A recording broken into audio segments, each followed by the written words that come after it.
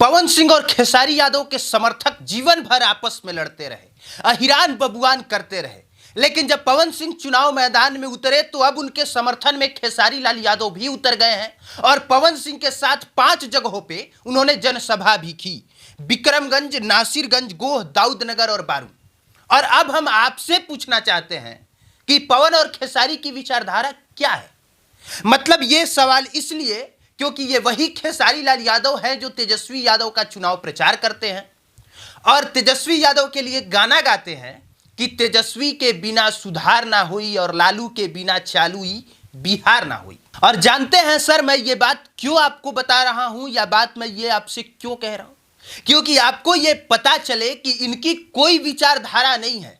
इनको सिर्फ और सिर्फ पैसन और पैसों से मतलब है।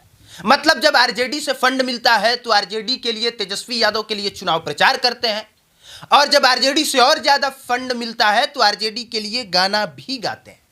लेकिन जब बात दोस्ती की आती है, जब बात साथ निभाने की आती है तो पवन सिंह के लिए चुनाव प्रचार भी करते हैं। अब बिहार की जनता सोचे कि वो किसके साथ खड़ी है, वो किस मुकाम पे खड़ी है, क्योंकि पवन सिंह ये चुनाव सिर्फ और सिर्फ अपने स्वाभिमान की वजह से लड़ रहे हैं, क्योंकि भाजपा ने उनका टिकट छीन के किसी और को टिकट दे दिया। ये बात पवन सिंह के आत्म सम्मान को ठेस पहुंची। उन्होंने काराकाट से चुनाव लड़ने के लिए खुद का ऐलान कर दिया और पवन सिंह चुनाव लड़ने लग गए। और पवन सिंह के समर्थन में भोजपुरी इंडस्ट्री के जितने कलाकार हैं, हर कलाकार दिखने लगा।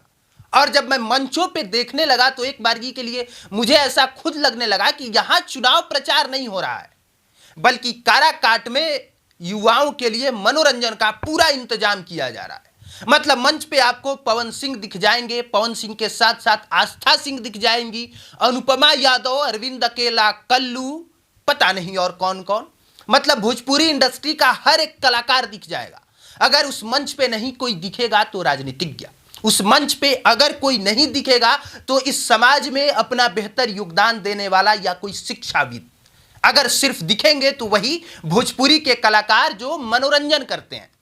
और मनोरंजन के नाम पे भीड़ तो शुरू से लगती रही है। अब अगर पवन सिंह ऐसे भी खुलेआम दौरा करते हैं, कहीं घूमते हैं तो भीड़ लग जाती है।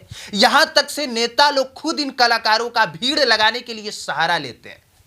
अब जब पवन सिंह खुद चुनाव लड़ रहे हैं और पवन सिंह के साथ साथ तमाम भोजपुरी इंडस्ट्री एक जगह स्टेब्लिश हो रही है तो भीड़ तो लगेगी ही। लेकिन यह भीड़ वोट बैंक है, यह आप कैसे कह सकते हैं।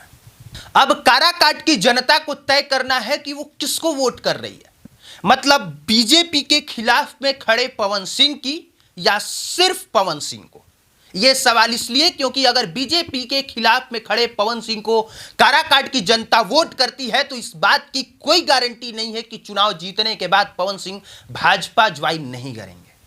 क्योंकि भाजपा ने पवन सिंह को जो निष्कासित किया है उस निष्कासन में कोई दम ही नहीं है। एक हस्ताक्षर और हमने लिख दिया कि हम पवन सिंह को जो है बीजेपी से बाहर निकालते हैं। इस बाहर निकालने का कोई मतलब नहीं है। चुनाव जीतने के बाद आराम से पवन सिंह अंदर भी आ सकते हैं। तो क्या उस पवन सिंह को आप वोट करने जा रहे हैं जो कल फिर से बीजेपी के हिस्सेदार हो जाएंगे, या आप उस पवन सिंह को वोट करने जा रहे हैं कि पवन सिंह हिस्सेदार बने या ना बने पर हमारा वोट पवन सिंह को, या आपका वोट राजा राम सिंह को है जो सीपीआई माले के हैं, वो राजा राम सिंह जो पिछले कई बारी से चुनाव लड़ते आ रहे हैं और हर बारी से चुनाव हारते आ रहे हैं, या उपेंद्र कुशवाहा का जो पहले से भी चुनाव जीतते रहे हैं, चुनाव जीता है इन्होंने पर काराकाट का बहुत भलाई इन्होंने भी नहीं किया है। भले ही आपको मेरी बात बुरी लगे या चुभे पर यह सच है कि बिहार के लोगों को ज्यादा विकास और मुद्दे से कोई मतलब नहीं, मतलब सिर्फ और सिर्फ मनोरंजन से है। और काराकाट में उस मनोरंजन का भरपूर इंतजाम किया गया है और उस इंतजाम पे लोगों की भीड़ भी लग रही है। और वैसे भी लोकतंत्र का दूसरा नाम भीड़ तंत्र ही है।